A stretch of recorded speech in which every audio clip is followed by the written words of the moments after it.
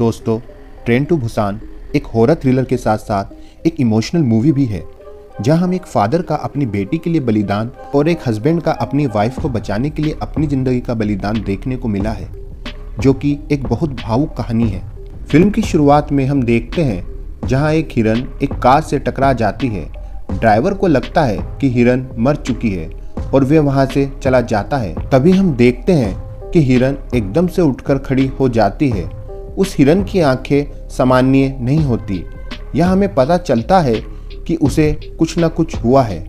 फिर हम एक आदमी को देखते हैं जिसका नाम सीकवू होता है। वे पेशे से एक बैंक मैनेजर होता है।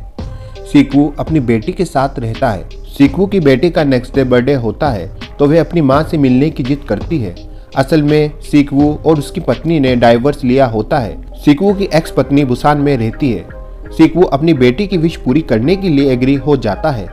सीकवू अपनी बेटी के साथ रेलवे स्टेशन आ जाता है क्योंकि वह बुसान ट्रेन से जा रहे होते हैं। सीकवू अपनी बेटी के साथ ट्रेन में बैठ जाता है। जब ट्रेन चलने वाली होती है तभी उस ट्रेन में एक लड़की भी चढ़ जाती है। वह लड़की काफी जख्मी होती है और उसकी हालत ठीक नहीं लग रही होती है। सीकवू की बेटी शीशे से बाहर देखती है कि स्टेशन पर काफी हलचल हो रही होती है, जो कि सामान्य नहीं थी। फिर हम एक आदमी को देखते हैं जिसका नाम योंगसुक है। वह ट्रेन के स्टाफ को बताता है कि टॉयलेट में कोई बहुत देर से है और वह बाहर नहीं आ रहा है। जब वे दरवाज़ा खोलते हैं तो वहाँ एक आदमी बैठा होता है जो बोल रहा होता है कि सब लोग मर गए हैं। वह उसे बाहर निकाल देते हैं। दूसरी ओर जो लड़की ट्रेन में घुस गई थी उसकी हालत और ख़राब हो रही थी। सीकवू की बेटी जब वॉशरूम जा रही होती है उसे एक आदमी मिलता है जिसका नाम सेंगवा होता है। फिर हम देखते हैं कि ट्रेन में न्यूज़ चल रही होती है जिसमें ये बता रहे होते हैं कि पूरे देश के हालात गंभीर हैं और किसी वायरस की वजह से लोग एक दूसरे पर हमला कर रहे हैं। सब लोग ये सुनकर परेशान हो जाते हैं। फिर हम देखते हैं एक फीमेल स्टाफ उस लड़की को जमीन पर पड़ा देखती है जो बहुत जख्मी थी। वे वॉकी टॉकी से सब स्टाफ को इन्फॉर्म करती है। तभी वे लड़की स्टाफ पर हमला कर देती है और वे दोनों एक केबिन में आ जाते हैं जहां एक स्कूल के बास्केटबॉल की टीम बैठी होती है। वे उसे बहुत बुरी तरह से काट रही होती है। असल में वे लड़की ज़ॉम्बी बन गई होती है। काटने के कुछ सेकंड बाद वे स्टाफ भी ज़ॉम्बी बन जाती है और अब वे दोनों उस केबिन में बैठे सब लोगों पर हमला करने लगते हैं। वे लोग दूसरे केबिन की ओर भागने लगते हैं। ज़ॉम्बीज़ की संख्या भी बढ़ती जा रही होती है। पूरे ट्रेन में अफरा तफरी मच जाती है। जिसे भी ज़ॉम्बी काट रहे होते हैं वे भी बहुत जल्दी ज़ॉम्बी बन रहे होते हैं। सीकवू ये सब देख रहा होता है। वे तुरंत अपनी बेटी को वहां से उठाकर भागने लगता है। ज़ॉम्बीज़ भी उसके पीछे भाग रहे होते हैं। सेंगवा भी ये सब देख रहा होता है। सेंगवा के साथ उसकी प्रेग्नेंट वाइफ भी होती है जिसका नाम संग जियोंग होता है। तभी एक ज़ॉम्बी उन पर हमला कर देता है। सेंगवा उसे बाथरूम में बंद कर देता है। सेंगवा और उसकी बीवी भागकर एक दूसरे केबिन में जाते हैं और दरवाजा बंद कर लेते हैं। उस केबिन में और भी लोग होते हैं जो अभी तक इन्फेक्टेड नहीं हुए होते हैं। ज़ॉम्बीज़ ग्लास के दरवाजे के दूसरी ओर होते हैं तो सब लोग ग्लास को पेपर से ढक देते हैं जिससे सब ज़ॉम्बीज़ शांत हो जाते हैं। सभी लोग काफ़ी हैरान और परेशान होते हैं। तभी कंट्रोल रूम से ये बताया जाता है कि नेक्स्ट स्टेशन के हालात बहुत ख़राब हैं तो ट्रेन अब नेक्स्ट स्टेशन नहीं रुकेगी। जब ट्रेन नेक्स्ट स्टेशन से गुजरती है तो बाहर का मंजर बहुत खौफनाक होता है। चारों ओर ज़ॉम्बीज़ होते हैं जो लोगों पर हमला कर रहे होते हैं। फिर लोग मोबाइल में न्यूज़ देखते हैं कि किसी वायरस की वजह से लोग ज़ॉम्बीज़ बन रहे हैं और जब तक हालात बेहतर नहीं होते सब लोग अपने घरों में रहें। एक बार फिर ट्रेन में अनाउंसमेंट होता है कि ट्रेन नेक्स्ट स्टेशन पर रुकेगी क्योंकि ऐसी इन्फॉर्मेशन होती है कि वहाँ पर अभी सब नॉर्मल है और उन्हें यह भी इन्फॉर्मेशन मिलती है कि वहाँ आर्मी भी है उनकी हिफाजत के लिए। जब वे नेक्स्ट स्टेशन रुकते हैं तो वहाँ आर्मी ना देखकर सब शॉक होते हैं और स्टेशन पर आगे बढ़ते हैं। स्टेशन बिल्कुल वीरान होता है। जब वे स्टेशन से बाहर जा रहे होते हैं तो वे देखते हैं कि सब आर्मी ऑफिसर्स ज़ॉम्बीज़ बन गए होते हैं जो उन पर हमला कर देते हैं। सब लोग वापस ट्रेन की ओर भागने लगते हैं। एक ज़ॉम्बी सीकू की बेटी को काटने वाला होता है पर सेंगवा उसे बचा लेता है और सेंगवा उसे लेकर भागने लगता है।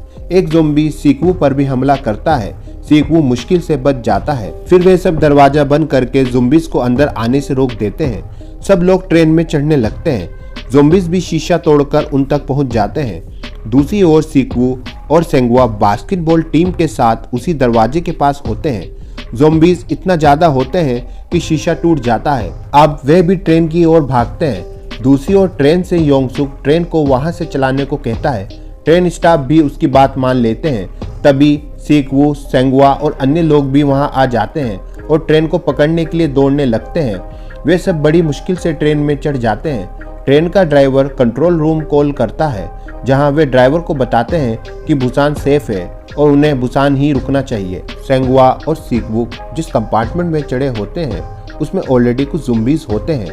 उनसे बचने के लिए वे अपने आप को वॉशरूम में बंद कर लेते हैं। संग जियोंग सेंगुआ को कॉल करके बताती है कि वे लोग एक वॉशरूम में बंद हैं और वहां काफ़ी ज़ॉम्बीज हैं। फिर सेंगुआ और सीक्वू प्लान बनाते हैं कि किस तरह उन लोगों तक पहुंचा जाए। वे डिसाइड करते हैं कि वे एक एक करके कंपार्टमेंट क्रॉस करेंगे। वे अपने हाथों पर प्रोटेक्टिव बैंडेज लगा देते हैं ताकि ज़ॉम्बीज उन्हें काट ना पाएं। अब वे आगे बढ़ने लगते हैं और रास्ते में ज़ॉम्बीज को मारते हुए आगे बढ़ते हैं। बहुत सारे ज़ॉम्बीज उन पर हमला कर रहे होते हैं। तभी ट्रेन एक टनल में एंटर करती है, जिससे ट्रेन में अंधेरा हो जाता है।